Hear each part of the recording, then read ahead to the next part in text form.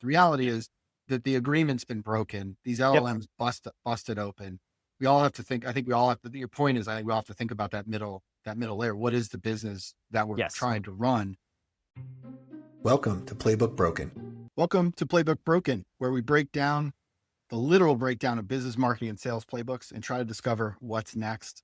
Today, we got Will Allen, VP of Media and AI Privacy Products at Cloudflare. Very exciting. Will is focused on rethinking the business model for content creators in the age of AI and adapting media privacy products for the future of AI experiences. Very exciting stuff. Sounds like a great job. He's formerly VP at Adobe, overseeing Behance. I was a user of that, but clearly don't know how to pronounce it. Adobe Portfolio, 99U, Adobe Live, and the Content Authenticity Initiative. We also might need to talk about ACC sports. Will is a Tar Heel from North Carolina. I live right near Chapel Hill, actually, but I am a Seminole.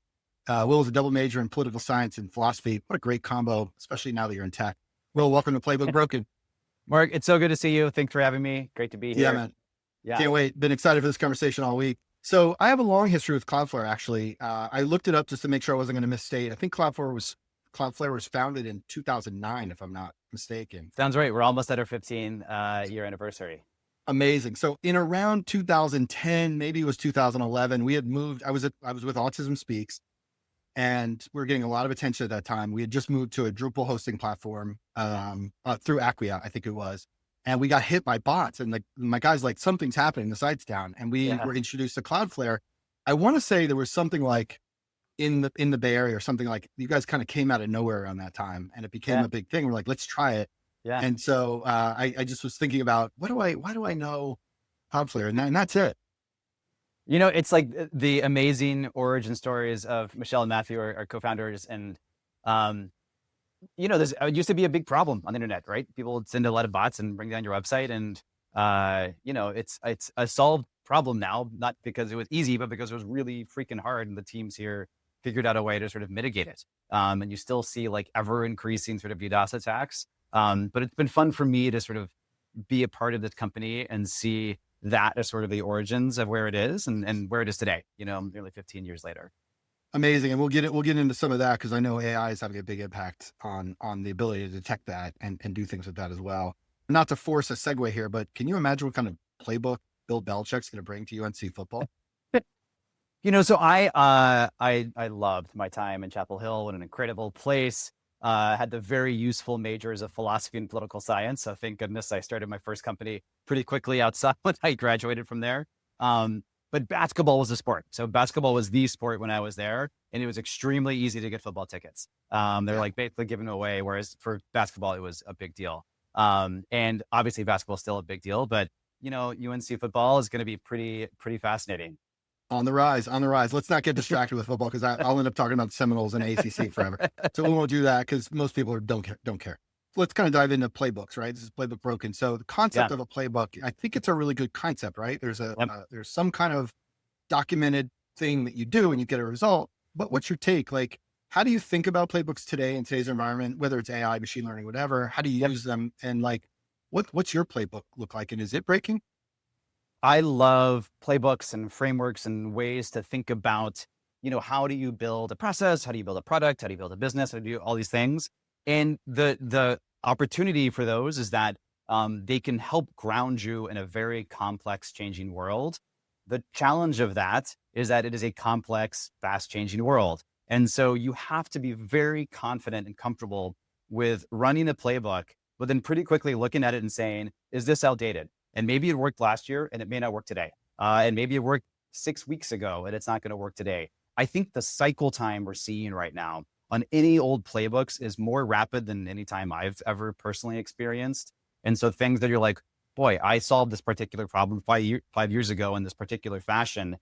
Let's just run the same playbook again.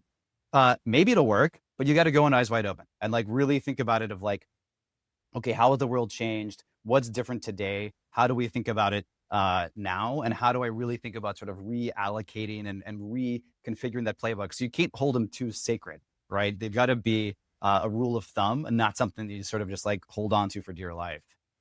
Generally speaking, I agree with you. I'm curious how you think about your teams that have built process around those playbooks. And we've tried that before, or, I don't know that that's going to work, or doing this instead of that feels risky. Like, how Yeah. do you think about that in managing, your teams?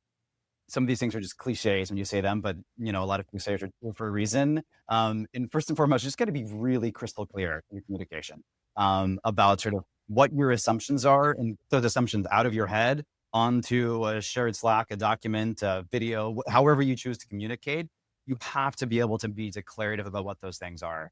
And I think that is like foundational for aligning people around a particular vision, playbook, what you're going to execute towards. If people understand what they're doing and they understand the key assumptions that you're making, you can push forward. And then it's actually pretty easy to sort of like course correct and say, you know what, maybe that didn't work 2 years ago, but we think it's going to work today and we're going to try it. And here's why. It's that very crystal clear communication that comes with it, of acknowledging the past and whether it worked or didn't work or whatever reasons, but also bringing them along in the journey. So I just have always been a believer in this. I've been very lucky to work with some of, I think of the world's best business communicators. And I think that's what they've done. And what they've taught me to do is just to try to over communicate as much as you can, find the right cadence and bring people along in the journey, because things are going to change.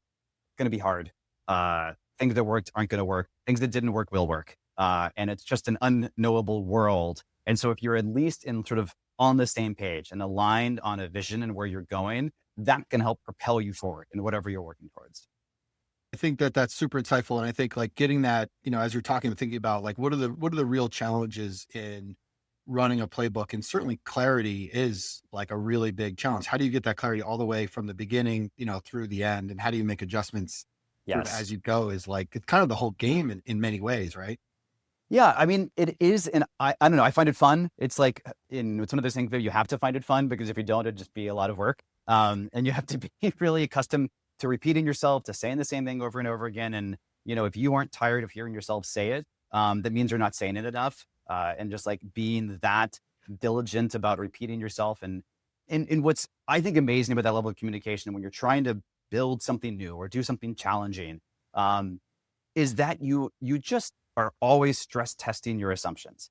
Every conversation I have when I'm thinking about building a new product, and we're working on some really cool initiatives here, I'm giving the same pitch again and again and again. And that pitch is getting better every time because I'm getting real-time feedback. And that feedback is from partners and collaborators and people on my team and people on other teams and people in legal and people in finance and people in the outside world.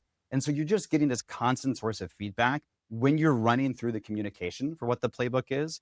And that feedback is invaluable because it can help tell you, wow, this playbook is feeling like we're moving in the right direction and we're moving towards where we want to go, or whoa, this is something different. And this person brought up an idea that says the world has changed and I hadn't even thought of that. And so I just find that it's like actually in the process of over communicating and trying to align people is how you can sometimes like resurface that information about what's happening and how the context around you has changed. God, there's so much in that's important to think about, both at the meta level, like what are the collection of playbooks that we have for a given thing, versus like, what's the playbook for, I don't know, running Google ads? Like what's the, Yes. It's funny. I was in a conversation earlier today talking about, experimenting with, to be fair, using, multiple AI agents to kind of mirror a content production with a human in the loop at each step. Yeah. And you sort of think about like, oh, like the work that was in the traditional, sitting down and like, what's the idea? And like, let me write a draft like that stuff almost gets flipped. And now the playbook is really more of the thinking and the Yes. sort of ushering through the process. It's, again, I think, AI, we'll get into that as well. So it's fascinating change. And I think the two things that are really sticking me with it is the clarity. And then you said something else that I think is really important, which I just keep running into, is repetition. Like it feels like, God, how many times have I said this? I've said this before, right? You're in a call, you're like, I've said it. And they're like, yes, you've said it before. Like, okay, but it's good that I'm saying it again for me as much as for you. Yes. I mean, and that's what great communicators do, right? And if you think about, I admire magicians and comedians, and like in my weird spare time, the two things that I love, they're always practicing, right? They're trying stuff out and they're doing the warm-ups and they're seeing what lands, what doesn't land. And like, how does this work? And how do people respond? And it's not just, some people think of like the repetition as a one-way thing of like, I just have to say this again and again and again, and it's repetitive. And that's not the case. It is it is a two-way door. You have the listening part is as critical, if not more critical, of like, I will frame, talk about this new initiative, new product, new strategy, whatever it is we're running. But I'm always ingesting new information. And it's because of the variety of audiences and how you're tweaking words and tweaking framing that you'll get different responses. And I just find that incredibly valuable in whatever endeavor you're working on. I'm just reflecting on my own ability or inability to do that. That's a seriously learned skill, right? Like that's not something you're just born good at. I mean, maybe some people are born good at it. I would. The world's best salespeople certainly are really good at that. They're able to sort of like ingest that information, but it's something I've learned, and that I've worked towards, and I've, of course, a long way to go to continue to do that. But it's like just a core value for me when I'm running these things of like, how can I don't have all the answers. I don't have many of the answers even. And so, but I know how to ask the right questions, and I know how to like make a decision and then help pull people along in that. And so if I can sort of like anchor on those superpowers, I feel like I can help drive progress.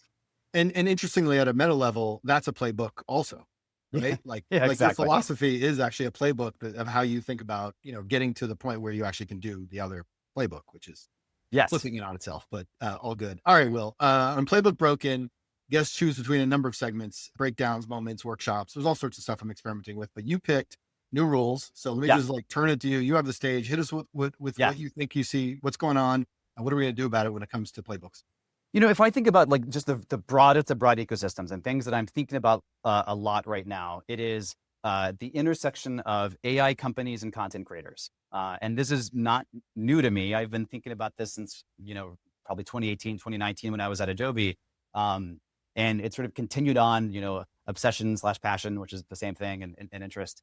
And I think we have entered and are sort of accelerating in this really fascinating new world, in particular for content creators. And this is true if you're a photographer, if you're a designer, if you're a writer, if you're a journalist, if you're a publisher, content creators sort of like with a capital C, like speaking to all of them. And how do they deal with this new world of, very hungry AI companies and foundation model companies that are out there sort of ingesting content to use for training, to use for RAG, to use to make their AI products better. And I just think it's an incredibly fascinating and challenging world. And we need an entirely new framework to think about the value proposition between those, and how this world changes. And this was, in some cases, this trail has been clear for a while. It's accelerating.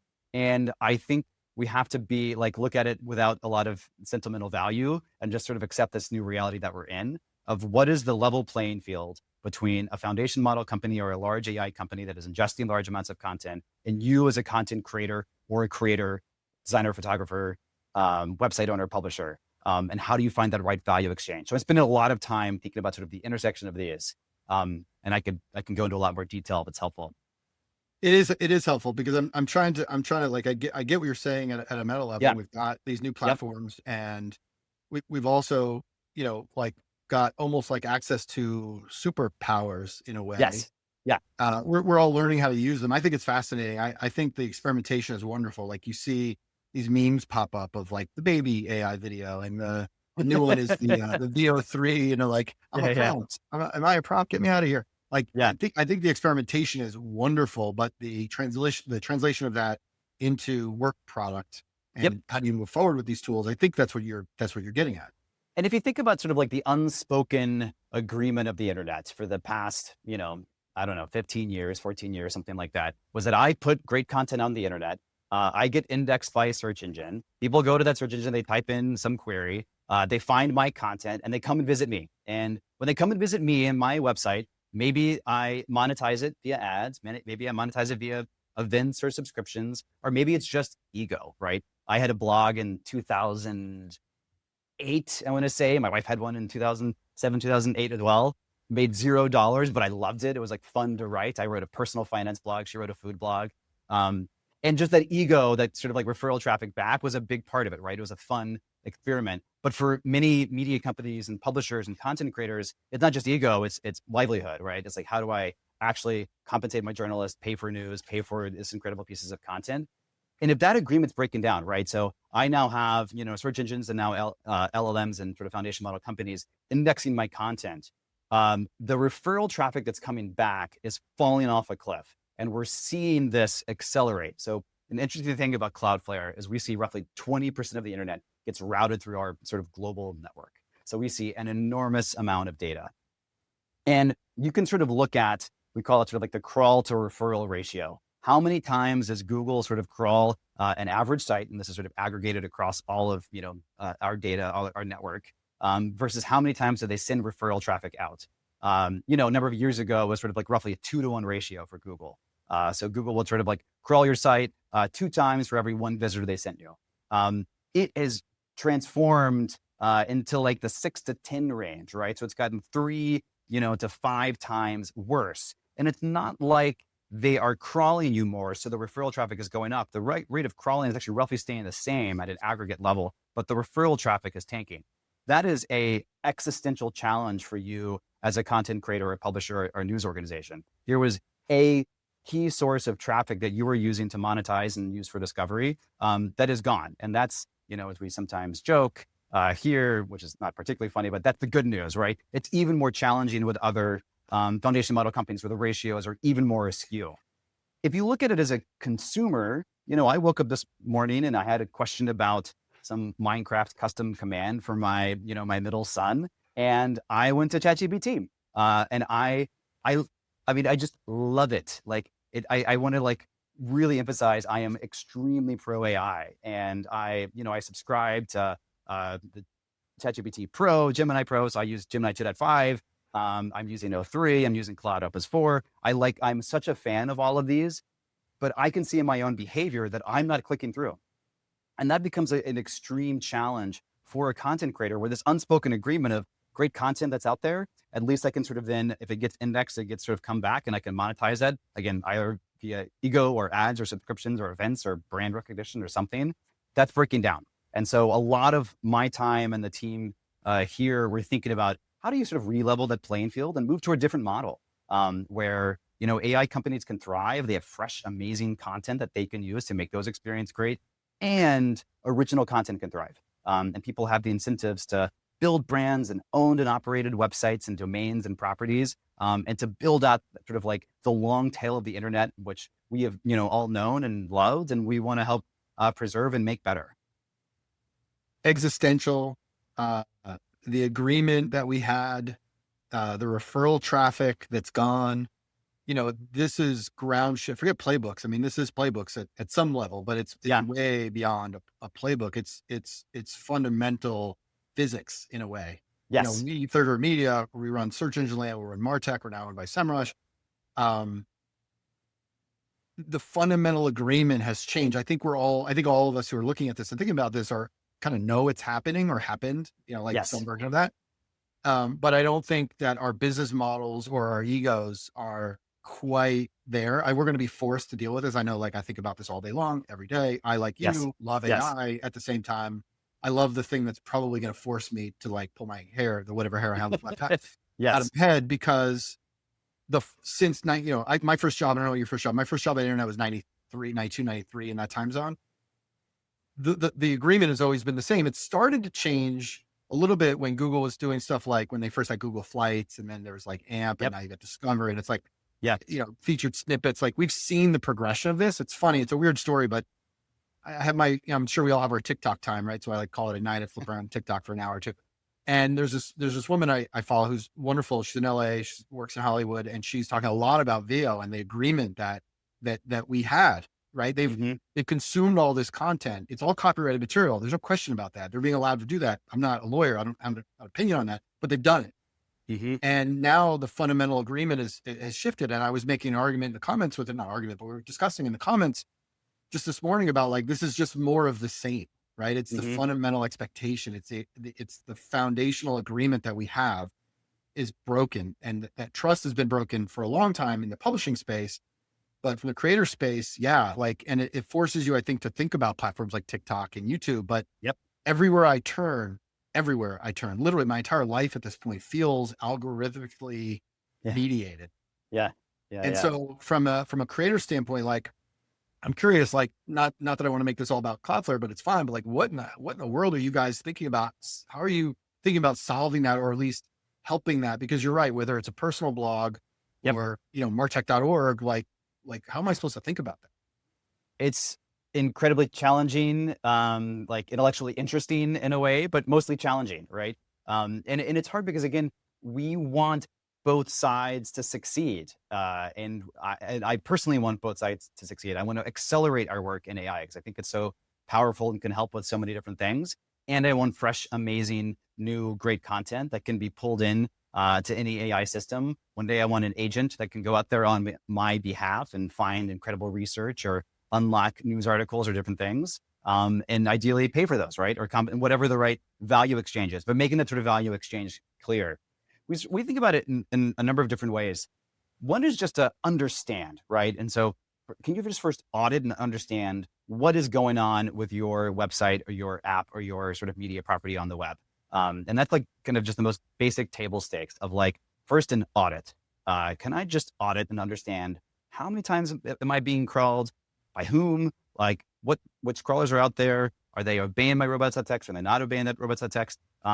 What content are they doing and how frequently are they doing this? So just, like the OODA loop, just like at first, just like understand and like what's going on, observe. It's like, okay, here's the lay of the land for me. That was missing, even, not even that long ago. We built out a part of our dashboard. If you're a Cloudflare customer, you can log in. It's called AI Audit. Just a really quick glance of just looking at, okay, here's this crawler crawled this many times. Here's this crawler crawled this many times. That's really critical. Step one, but that's just step one.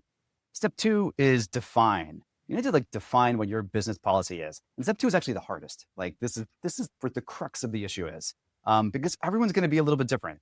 And I love the internet for a lot of reasons. One of these is because you have, an infinite variety of opinions. Some people want to be absorbed into the Borg, right? They want to sort of, Tyler Cohen has sort of said that like, I am writing for the future AIs. And I actually love that phrase. And I love how he thinks about that of like, he is writing for the coming AGI or super intelligence that's out there.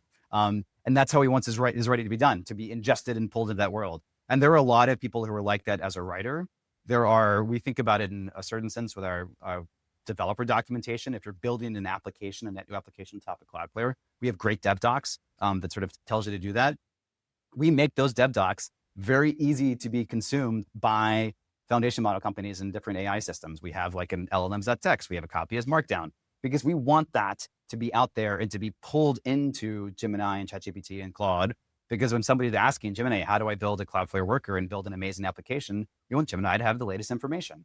But then there are others who are like, wait, I want to stop all of this. I want to be a walled garden and I want to block up everyone across the board. And then yet others who are like, I will block most, but I want to charge some. So this define step in the middle, it's the crux of the question that's out there, but that's a really important step that has to be done by the business owner, publisher, content creator. And there are different paths you can take.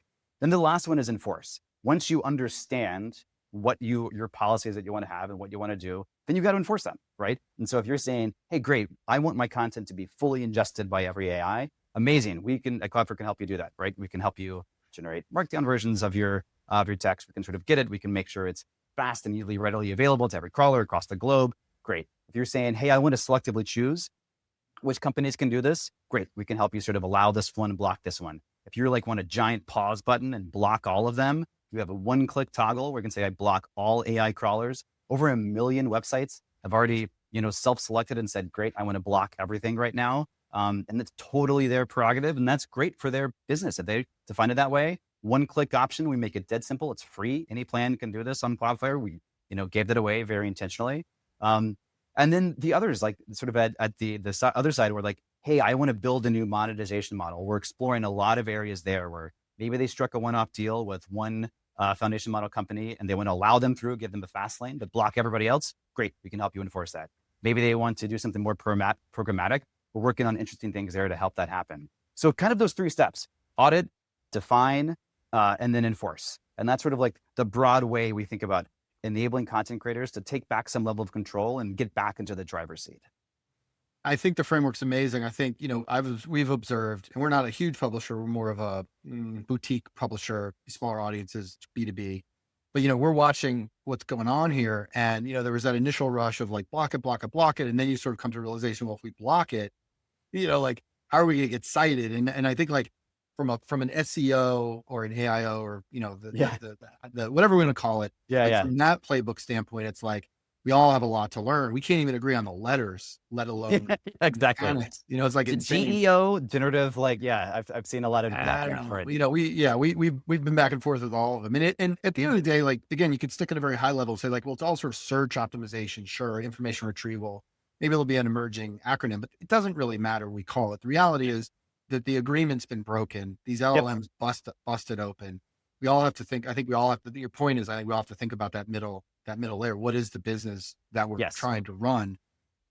It's, I think, especially challenging for media publishers, right? I mean, I think, Yes. and it's so funny. I have a friend who works at a company. They have a subscription model. We don't have a subscription model. He's never had more than 50% SEO, and he's seeing even less. And they're actually having some success with email.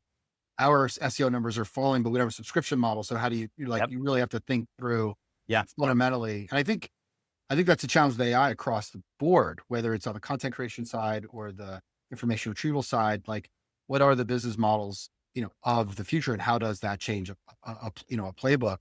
I think, just as an aside, because I know that you're a huge AI guy, and so am I. Like, one of the most interesting things to me is the light bulb came on about a month and a half ago. I'd heard vector embeddings, like, oh yeah, I know what that is. I kind of like it, but then like, it didn't like click. I was like, oh, I actually understand enough to know, like, oh my God, the way we write our content, we have to rethink. Like, Yeah. it even goes Yeah. back to, like, just the fundamental way it works. It feels, I saw a call earlier this week. It feels very much like early Google days. Not Yes. in that it's the same, but it's very much like, Yep. we're all playing with this, and, you can sort of hack the system today in gray and white hat and black hat ways. If you're familiar with how, an LLM actually works, you can sort of goose it a little bit, I should say, right? We're using certain sites. Mm-hmm. But I don't know if that will be sustainable. So again, playbooks will change and evolve, Exactly. over time. That's fascinating. I think the notion of enforcing also is interesting because, and maybe we could talk a little bit about this. Like, there are good actors and bad actors. And we assume that when OpenAI says you're in private mode, they're actually not watching what you're doing. We also don't know what DeepSeek is doing. We don't know what these other platforms are doing. We don't know who else is out there. We, in fact, are Cloudflare customers, and we've looked, and it's kind of surprising to see, like, wait a minute, what are all these crawlers? What are they doing? And what are they looking at? And so, like, for an enforcement standpoint, you guys sit in front, so you sort of can see all the traffic. That's kind of what you're saying, is that we actually can block anything that looks suspicious given some kind of rubric? The good thing about sort of the origins of Cloudflare, of sort of, coming up and sort of helping prevent and mitigate DDoS attacks, which are only increasing in sort of intensity, but we're getting really, really, have gotten really good at over the years, is you just see lots of data and lots of bot traffic. And in some ways, like, that's just the core part of what we do, is understanding every HTTP request that comes through. What does it look like? Where is it coming from? What are the fingerprints for it? What are the patterns? What are we seeing across, the full long tail of the internet that we can sort of then look at and analyze and bubble up? So we feel, I don't know, it's a privilege to be able to sit at this much data and understand, because then we could apply it and help protect lots, millions and millions of customers for free, right? There's you can put a domain behind Cloudflare and get protected from a DDoS mitigation for free. And that's a key part of how we think about this world, and will continue to be how we think about this world. But there are an increasing number of crawlers that are out there, and probably like as much, but also interesting, will be an increasing number of agents. The number of people, and we have, again, an entire developer platform where people can, really easily spin up a new agent to sort of go off and browse the web and do things on their behalf.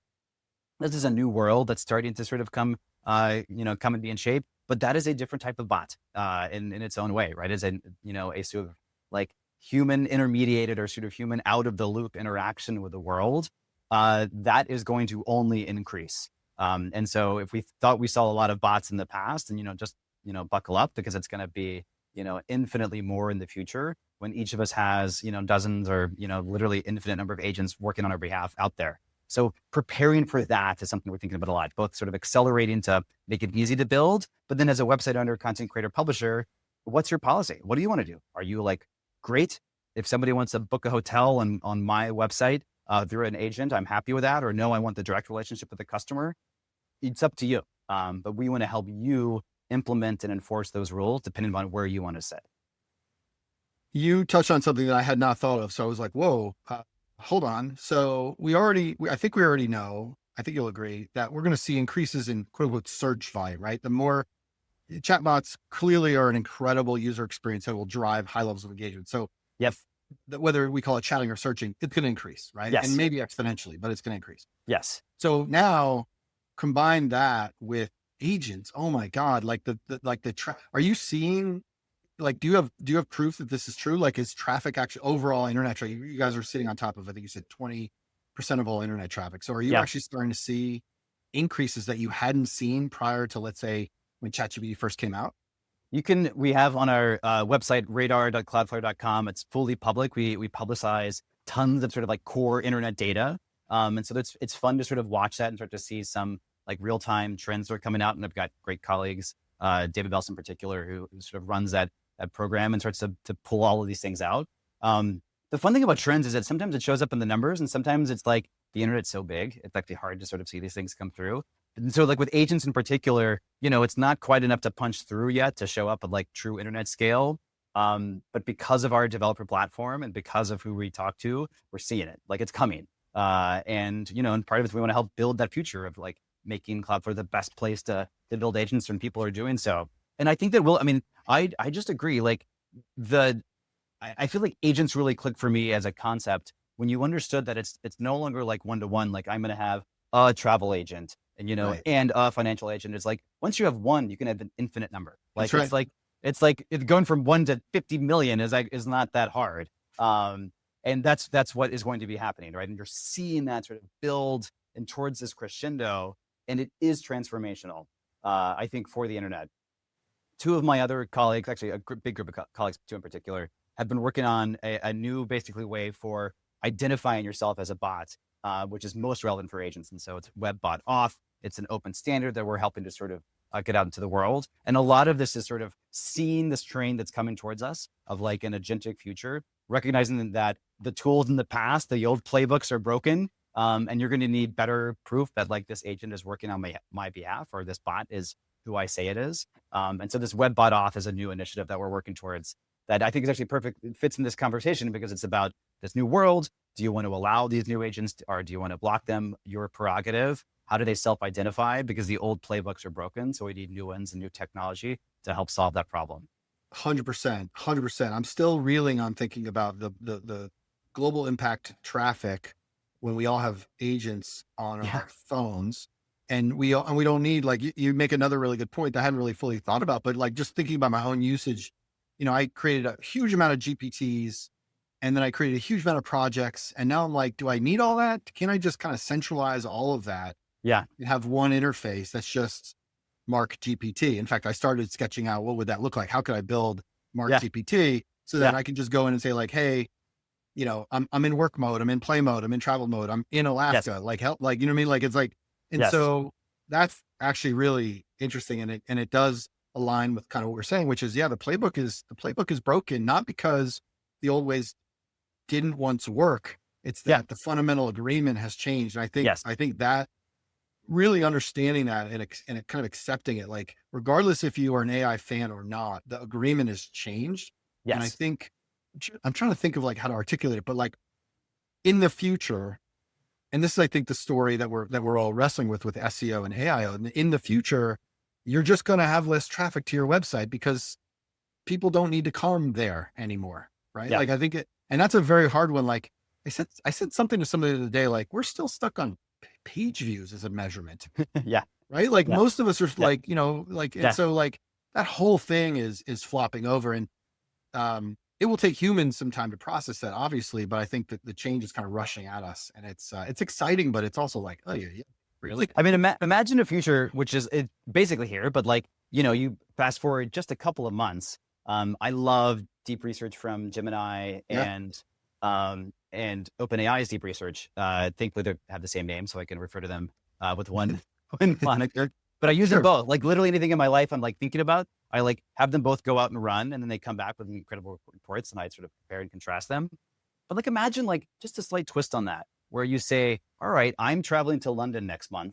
Go do deep research on where I should stay, how I should flee when I'm there. What restaurants should I go check out? What's the best hotel? What's the attractions? What entertainment should I see this, this show while I'm there, and have it come back and most importantly, load it up with some money and say like, here's a budget of $10, $20, $200, whatever amount, go pay for the content, right? Because I want the best, most interesting, fresh content for that deep research agent to come back, and have it be as simple as that of saying, I'm going to London, plan the trip for me. Here's my credit card. Here's my budget. Go off and execute on my behalf. Like that world is very close to where we are today. And we were thinking a lot about sort of like that payment mechanism and that sort of that value exchange, and making it simple for not only a crawler at the aggregate scale, but also sort of the agent at that scale. Because that's a pretty powerful world. And that you can't be sentimental, like you said, about the past of where I used to get referral traffic, now I don't. You've got to think about it differently. It's a new world. And so what's the right business model for you? It's up to you to decide, but there are interesting things that are coming out of it. Yes, I've thought those scenarios through. I've actually had that conversation with AI, like help me think what this might look like and what would do to a business model like through media and those kinds of things. So that's kind of an evolving discussion, but I mean, the tech and the infrastructure is kind of already here. And so now, like, I don't think we're quite at the point where we're just waiting for new models or models are slowing down, but it is sort of amazing the speed, even looking back 3 years and saying, it wasn't that good and then it was pretty good. And all of a sudden it's really good. And now it's going to be like superhuman level good Yes. It's here. Like it's pretty crazy. And think about it. So much of this is like, it's context specific in the AI world. And that's where fine tuning comes in. If I'm an attorney, I'm going to want to have it trained and I want to have like different guardrails attached to it. If I'm doing accounting, same thing. If I'm doing medical research, same thing. And so there's so much opportunity as a content creator to know your niche, know what you're really good at, and you should get compensated for it, right? How you get compensated is going to change, but you should find a way, right? Like what's more valuable than incredible legal analysis to an AI that is trying to understand, how to give advice about sort of some legal thing. Like you're going to want those, legal reports. And how do you sort of like find the right value exchange where you are incentivized as the content creator to keep writing and creating that legal analysis in this, hypothetical. And then that can sort of get disseminated to the right AI models or right agents in a way that you feel is fair and that the world also benefits from.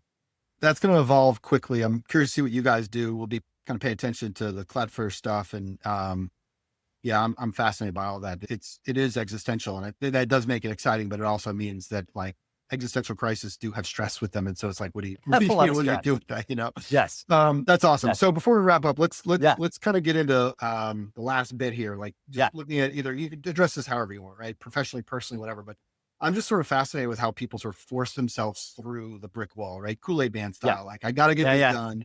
Yeah. So talk to me about like either an example or a process, like when you're faced with a hard problem, low energy, whatever, like how do you force yourself to get through the wall? There was a tweet that I saw from a woman at OpenAI, and I wish I knew her name because I would love to find the tweet again. And it just said, the universe doesn't want you to ship, but ship we must. And I love that. Because, the strongest force in the world is entropy. Like the default state is things sort of dissipating out. And to build anything new, to create, to push stuff out in the world requires enormous effort. And it's consistently applied, enormous effort that you're just pushing these things forward. And I just love the framing of like, you are fighting entropy and it's going to take some work and it's not always comfortable. Many years ago now, but I was at Adobe and we're trying to launch this incredible initiative called the Content Authenticity Initiative, which is about sort of establishing provenance standards for media. Sort of how do you know where a piece of media came from? And it was like the day before or 2 days before the launch. And one of the key partners that we wanted to get over the line to join us in the announcement, like they weren't signing yet. Like they were like almost there, but not quite there. And I remember going to my boss, Scott Belsky at the time and saying, I don't know, should we just like punt and we'll announce the next week? And he just like looked at me and it's like, you've got this, like hold the line, like get out there, push the universe doesn't want you to ship this thing, but ship you must. And we held the line, we did it. They joined the announcement and it was a big success. Right. And it's just a good example of I am filled with doubts. You will be filled with doubts. Everything will just not work in your favor. And it's like, things are going to break and something's happened 2 weeks before. And that's just all part of the game. And that's just life.